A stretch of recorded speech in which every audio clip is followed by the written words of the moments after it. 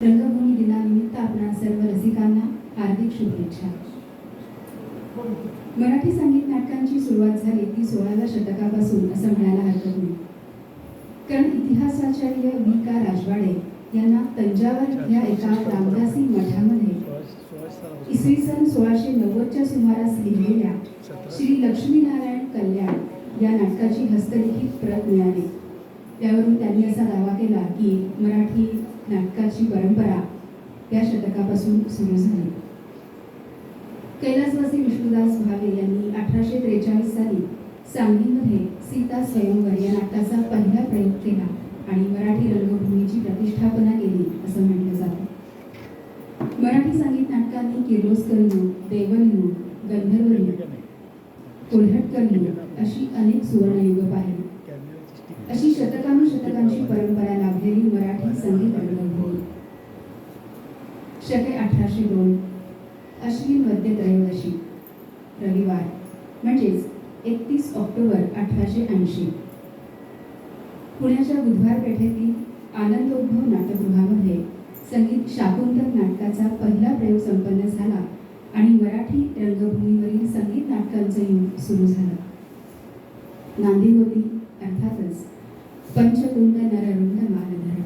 सुरुवात करूया याच नांदीने.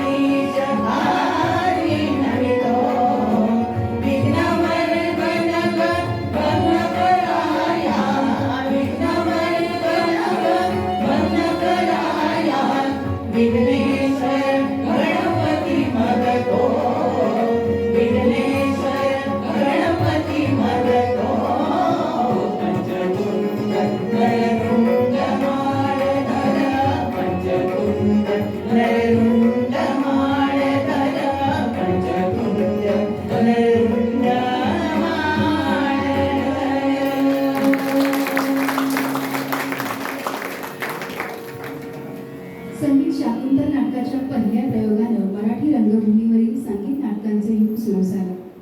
त्यानंतर लगेचच 2 वर्षांनी म्हणजेच 18 नोव्हेंबर 1882 रोजी संगीत सौभद्र नाटकाचा प्रयोग झाला.